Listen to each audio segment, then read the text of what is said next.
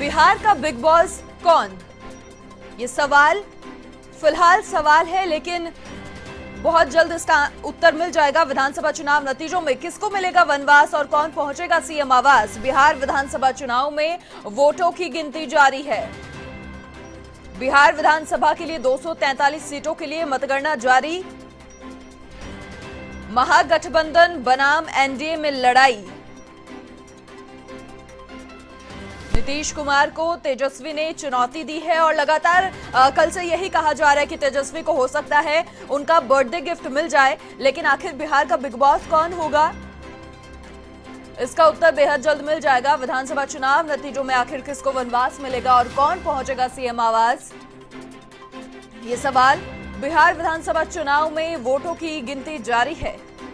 विधानसभा के लिए 243 सीटों के लिए जो मतगणना है वो जारी है। महागठबंधन बनाम एनडीए में लड़ाई है। बड़ी खबर,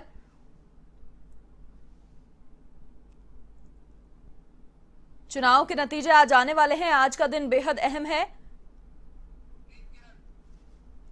अधिक जानकारी के लिए संवाददाता प्रीत किरण फोन लाइन पर हमारे साथ फिलहाल जुड़ चुकी हैं। प्रीत, क्या पूरी अपडेट? देखिए, आज का दिन बेहद अहम है और कल से जिस तरीके से लगातार यही कयास कि तेजस्वी को उनके बर्थडे का गिफ्ट मिल जाएगा, क्या कुछ कहना?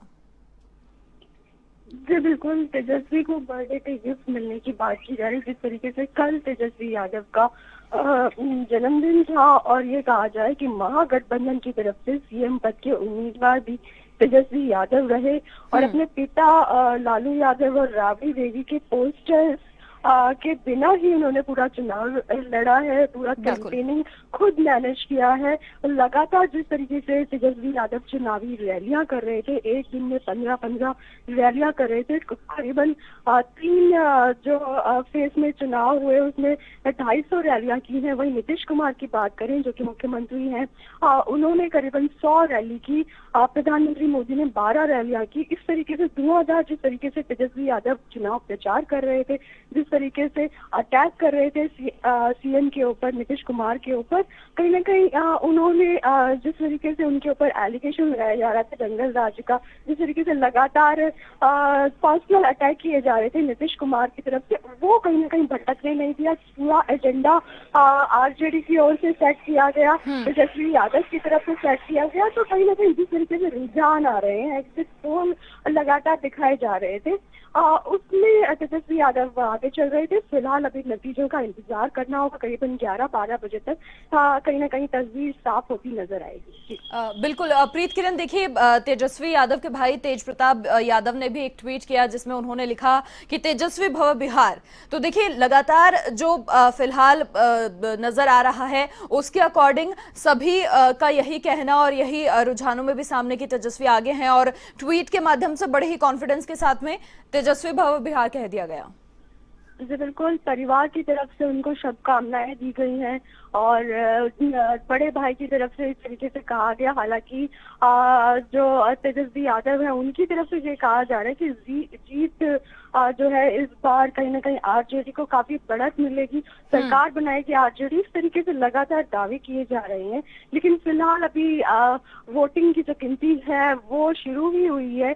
बहुत जल्दबाजी होगी ये सारी बातें कहना।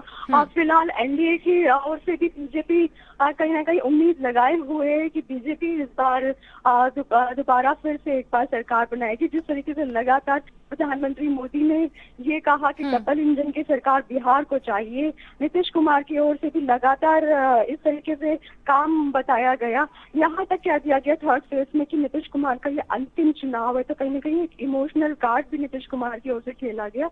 तो फिलहाल अभी इंतजार करना होगा कि क्या कुछ नतीजे आएंगे। कांग्रेस, बीजेपी, आरजेडी और जेडीयू चारों पार्टियों पे जनता की नजर होगी। वोटिंग जो है अभी गिनती जो है अभी चल रही है, तो फिलहाल इंतजार करना होगा। कम से कम 12 बजे तक तस्वीर साफ होती हुई नजर आएगी। बिल्कुल प्रीत किरण, देखिए नीतीश खुद तो चुनावी मैदान में नहीं थे, रैलियों में नहीं थे, लेकिन सबसे बड़ा चेहरा जदयू का वही थे।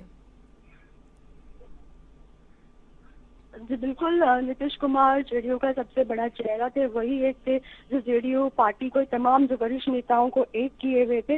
तो कहीं ना कहीं उनकी तरफ से लगातार चुनावी रैलियां की गई, कैंपेन किया गया और लगातार तेजस्वी यादव पे जिस तरीके से पर्सनल अटैक किए गए, वो कहीं ना कहीं ये बताता था कि जो मुकाबला है उनका सीधे आरजेडी से है। हालांकि जरूर एलजेपी चिराग पासवान जो है वो भी मैदान में थे। 16% वोट शेयर रहा है इस पार्टी का पिछली बार, लेकिन उम्मीद ये भी की जा रही है कि जो जेडीयू की जो सीटें काटी जाएंगी वो एलजेपी की ओर से काटी जाएगी। चिराग पासवान की तरफ से ये कहा गया 16% से बढ़ के ये ग्राफ इस बार 30% पहुंचने वाला है। तो फिलहाल जिस तरीके से लगातार 2 से 3 विधायक हुआ करते थे और जो एलजेपी के विधानसभा में, इस बार उनकी तरफ से उम्मीद लगाई जा रही है कि कम से कम 10 से 12 विधायक एलजेपी निकाल के ले जाएगी बिहार विधानसभा चुनाव में। जी प्रीत किरण, देखिए मोदी काल का ये पहला चुनाव जिसमें अमित शाह नदारद थे, खुद प्रधानमंत्री मोदी ने कमान संभाल रखी थी, तो ये कयास बेहद शुरुआत से थे कि मोदी फैक्टर जो है बड़ा काम करने वाला है। जी बिल्कुल, पहली बार ऐसा हुआ जब गृह मंत्री अमित शाह मौजूद नहीं थे प्रधानमंत्री मोदी के साथ, उनके साथ में मंच पे, चुनावी सभाओं में, रैलियों में। तो इस बार उनका साथ दिया जेपी नड्डा ने, इस बार उनका साथ दिया भूपेंद्र यादव ने, जिन्होंने पूरी रणनीति बनाई थी बिहार की ओर से प्रभारी होने के नाते। हालांकि राजस्थान से काफी नजदीक रहे हैं भूपेंद्र यादव, लेकिन इस बार पूरी की पूरी जिम्मेदारी भूपेंद्र यादव पे दी गई थी बिहार की, किसको टिकटें देनी है, किस तरीके से चुनावी रणनीति बनानी है। ये जो पूरा काम किया है पर्दे के पीछे से भूपेंद्र यादव की ओर से किया गया, क्योंकि कहीं ना कहीं जो बीजेपी के वरिष्ठ नेता थे वो नाराज भी हुए कि जो ब्राह्मण वोट, बनिया वोट छोड़ करके उन्होंने जो रणनीति बनाई जिसमें शेड्यूल कास्ट के जो वोटर थे, जो दलित वोटर थे, उनको भी टारगेट किया गया। तो कहीं ना कहीं ये जो रणनीति है गृह मंत्री अमित शाह के बिना जो पहली बार बनाई गई है प्रधानमंत्री मोदी के लिए, कितनी सफल होती है ये भी देखना होगा। जी प्रीत किरण, देखिए रैलियां तो ताबड़तोड़ हुई हैं, और बात अगर कांग्रेस की कर लें तो कांग्रेस अध्यक्षा सोनिया गांधी स्वास्थ्य कारणों के चलते नहीं किसी भी रैली में शामिल हुई पहुंची। बात अगर कांग्रेस महासचिव प्रियंका गांधी वाड्रा की करें तो वो भी नहीं पहुंची। खुद राहुल गांधी ने अकेले पूरी जो कमान है वहां पर संभाल रखी थी। तो यहाँ पर क्या नजर आता है कि उन्होंने जिस तरीके से रैलियां की, लोगों को प्रभावित करने की कोशिश की, क्या कहीं से रुझान लोगों का सामने आया?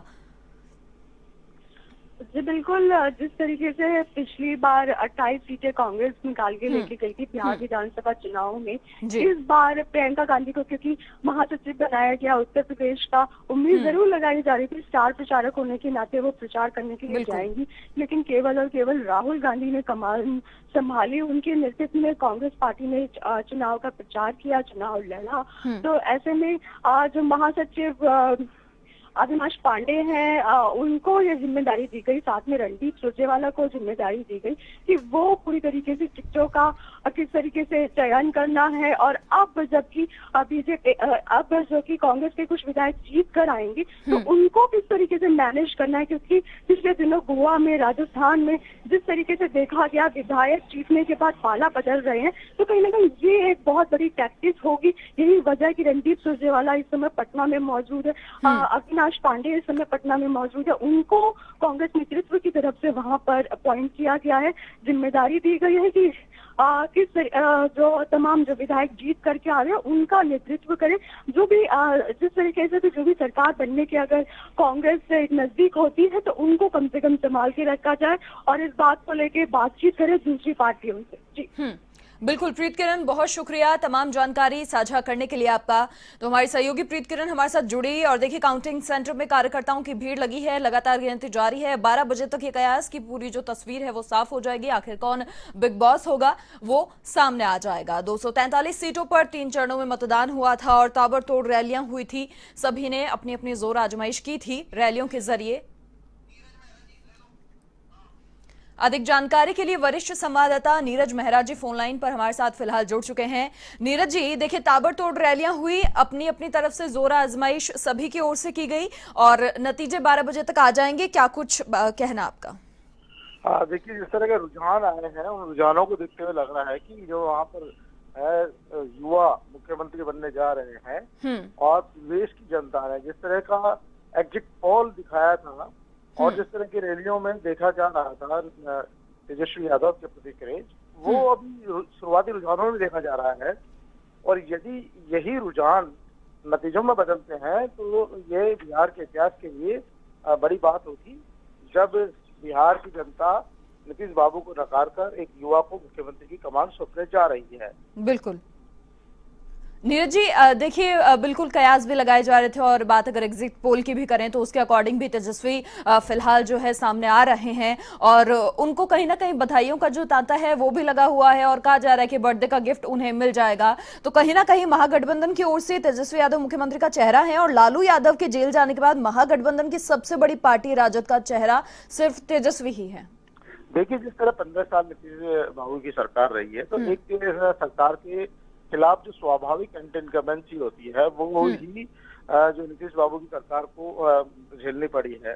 सबसे बड़ी बात है कि नीतीश ने जिन बातों को मुद्दा बनाया उनको जनता ने ज्यादा तवज्जो नहीं दी, लेकिन जिस कमजोरी को तेजस्वी यादव ने पकड़ा, यूथ को खासतौर पे 10 लाख रोजगार देने की बात कही और वो भी सरकारी नौकरी देने की बात कही, तो देखिए आज के समय में युवाओं के सामने नौकरी सबसे बड़ा मुद्दा है और जिसके साथ यूथ लग जाता है, वो कोई भी देश हो, कोई भी प्रदेश हो, तो वहां की सत्ता का भविष्य जो है युवा तय कर देता है। बिहार में भी ऐसा ही देखा गया, जब लोगों ने तेजस्वी की बातों पर भरोसा किया, महागठबंधन को जिताने की तैयारी करी और चुनाव प्रचार के दौरान साफ तौर पर देखा जा रहा था कि किस तरह से तेजस्वी यादव की सभाओं में भीड़ थी। तो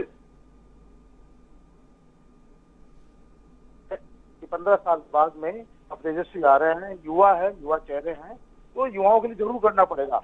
यदि वो अपने वादों पर खड़े नहीं उतरते हैं तो जनता उनको भी सबक सिखा देगी।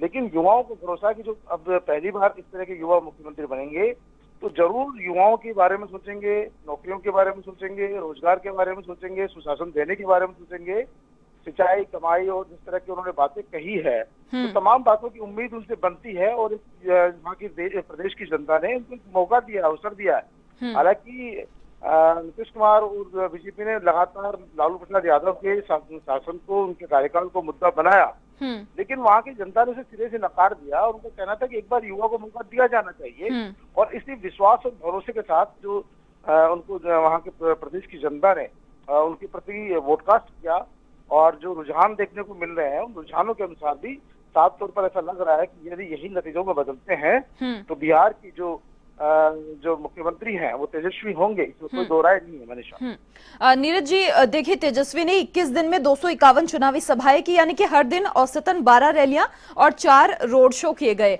और जिस तरीके से जनता के बीच में जाकर अपनी बात उन्होंने रखी, जनता की बात सुनी, कहीं ना कहीं वो फैक्ट्री यहाँ पर काम करता हुआ साफ अब तक दिखाई दे रहा है। उनके भाई ने भी ट्वीट के माध्यम से उन्हें ये लिखा है कि तेजस्वी भव बिहार।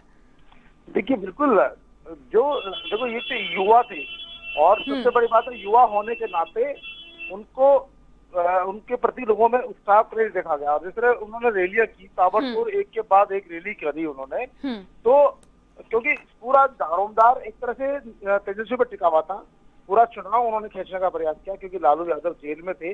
कांग्रेस के राहुल गांधी ने भी रैलियां की है, अन्य नेताओं ने रैलियां की थी, लेकिन उनकी सीधी जो, क्योंकि महागठबंधन के तौर पर मुख्यमंत्री के रूप में तेजस्वी को प्रस्तुत किया गया तो उनकी जिम्मेदारी बड़ी बनती थी और उन्होंने जिम्मेदारी को बखूबी निभाया। एक दिन में 12-12 रैलियां करना, रोड शो करना, तमाम बातें करना और एक फुल एनर्जी के साथ करना। आपने देखा होगा कई बार वो हेलीकॉप्टर से उतरकर दौड़कर सभा तक पहुंचते थे, संबोधित करते थे। तो इस तरह की बातें उन्होंने की और ये बर्थडे गिफ्ट वहाँ की बिहार की जनता ने तेजस्वी को एक तरह से लगता है दे दिया है। बिल्कुल जो है तस्वीर बिल्कुल साफ हो जाएगी, लेकिन शुरुआती रुझान के दौरान भी ऐसा लग रहा है जैसे बिहार की जनता ने अपना फैसला सुना दिया है और तेजस्वी यादव आने वाले समय के बिहार के मुख्यमंत्री हो सकते हैं। बिल्कुल नीरज जी, बहुत शुक्रिया तमाम जानकारी साझा करने के लिए आपका। तो देखिए, लगातार वोटों की गिनती जारी है और 12 बजे तक ये तस्वीर जो है वो क्लियर हो जाएगी कि आखिर बिहार का बिग बॉस कौन होगा।